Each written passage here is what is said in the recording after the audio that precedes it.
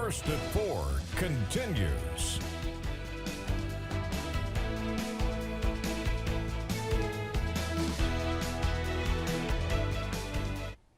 A Georgetown woman is holding her dog tightly after a scary situation. Charlene Revel was about to head to church when her neighbor alerted her that her senior dog Gabby had fallen down a sewer pipe in her yard. She says she immediately called 911, and within minutes, more than half a dozen firefighters had started digging, even calling in a mini excavator. After 3 hours, firefighters pulled Gabby out. She was bleeding from cuts on her chest, but otherwise unharmed. They couldn't have worked any harder if it had been a person down there. I mean, they treated that dog as if it were my child. Everything they could do, not do this because it might hurt the dog. Everything was about the dog, and they weren't going to quit until they got her out. Well, Gabby's owner says she's beyond grateful to the Georgetown Fire Department and other people in the community who stepped up to help. Hindman United Methodist Church held its annual crosswalk today. The group met at the Perry-Knott County line at 7 a.m. this morning and began their 20.4-mile walk. Church members and community members joining the walk will take turns carrying the cross. They also have church vans leading and following the walkers to ensure safety and give anyone a ride back to their cars at any point. Well, we're really just out here to kind of glorify God and bring attention to the sacrifice that Jesus made so that we can have a pathway to heaven. The crosswalk has been taking place every year since 1999, with the exception of 2020. They hope to continue the tradition even longer.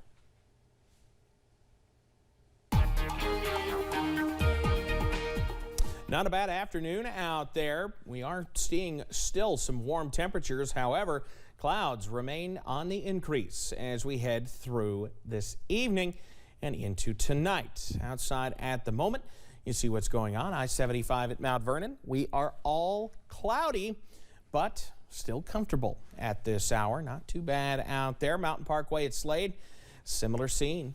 Plenty of clouds, but also plenty of warmth. We are right around where we should be for this time of year, into those low to middle 70s around the region. A few upper 60s there checking in. Pine Mountain and Wise even in the middle 60s at this point. Clouds on the increase as we continue to see a weak little system pushing on through. That'll give us a chance for some showers as we head into tonight. So keep that WYMT weather app handy. You'll need it during the overnight. We continue to cloud back up, and we've got showers on the way as we head through the overnight hours. I've got the details on how long those look to last and when we look to dry out coming up in just a few minutes. Dakota? All right, Evan, thank you again. Violence in Jerusalem this morning at a holy site for Muslims and Jews injured more than 150 Palestinians and several Israeli police officers. Tensions are rising ahead of the holiday weekend, as CBS's Tina Kraus reports from London. Israeli security forces fought back protesters in chaotic clashes at Jerusalem's Al-Aqsa Mosque, a sacred site for Jews and Muslims. Riot police fired stun grenades and say Palestinians hurled rocks and firecrackers at their forces after Friday morning prayers. The violence is heightening tensions as the Muslim holy month of Ramadan coincides with the Jewish Passover and Christianity's Easter holiday for the first time in more than 30 years. There's a lot of security here. You know, people, you hear in some places in the world, you hear about what's going on in Israel, and it's scary, but then you come here and it's everyday life. Monday's violence follows a series of deadly attacks across Israel, blamed on Palestinians. Israel's prime minister has vowed to crush what he's calling a new wave of terrorism. He's urging Israeli civilians with gun licenses to arm themselves in public.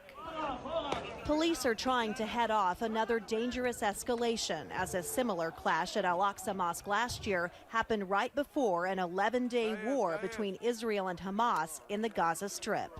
Tina Kraus, CBS News. Hamas and other militant groups in Gaza have urged Palestinians to come out of the Al-Aqsa Mosque over the weekend. Palestinians have long worried that Israel plans to take over or divide the holy site.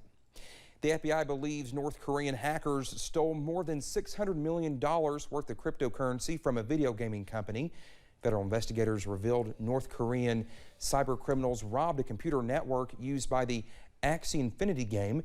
The FBI alleges that on March 29th, a North Korean proxy called Lazarus Group raided the players' wallets of their cryptocurrency. All told, it is believed the group has stolen $1.75 billion worth of cryptocurrency in recent years. It's believed North Korea is using all the ill-gotten gains to help fund its nuclear weapons program.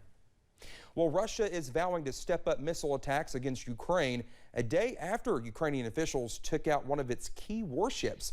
Well, Russia is not acknowledging the attack, but a senior defense official tells CBS News the U.S. reportedly believes Ukrainians fired the 2 Neptune anti-ship missiles that sunk a Russian missile cruise. Natalie Brand reports from Washington. Russian forces are stepping up attacks in Mariupol, the southern port city in Ukraine already battered by weeks of fighting. Ukraine's defense ministry spokesman says for the first time, Russia used long-range bombers in the region as they fight to capture the city. But Russia has suffered the loss of the flagship of its Black Sea fleet. A senior defense official says Ukraine struck the Russian warship Moskva with 2 anti-ship missiles. Russia is now threatening to ramp up attacks in Ukraine's capital of Kyiv after previously pulling back forces from that area. In the most powerful explosions heard in 2 weeks, Russia says it hit a missile factory on the city's outskirts overnight. As Ukraine braces for what's expected to be a major Russian offensive in the country's east, the U.S. says it will begin training Ukrainian forces on some of the weapon systems it's sending to help Ukraine defend itself. While some of these systems will require some familiarization and some basic training, it's not exorbitant.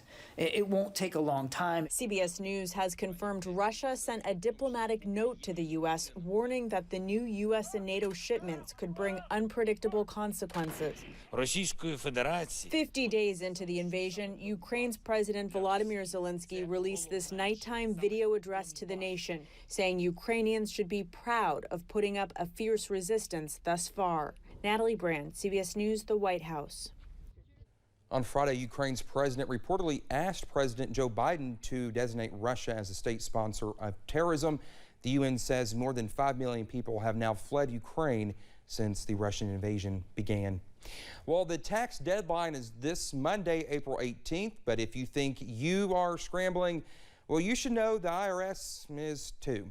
In a report to Congress last week, the IRS acknowledged only about 20% of callers have been getting through to live IRS agents, coming as the agency navigates what it considers a perfect storm with more than 3 million tax returns still being processed from 2021.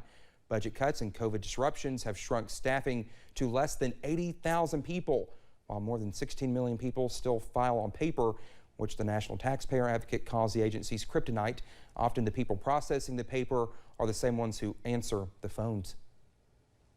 On average, our hold times can range anywhere between 30 and 40 minutes. I would say, we need thousands more employees still coming to join us. We are an aging workforce, and we know that we have to prepare for the future. Well, Corbin says the agency is hiring new employees and contractors to lighten the load, but won't see most of the impact until future tax seasons. If you are scrambling this weekend, the agency recommends you file electronically and use direct deposit.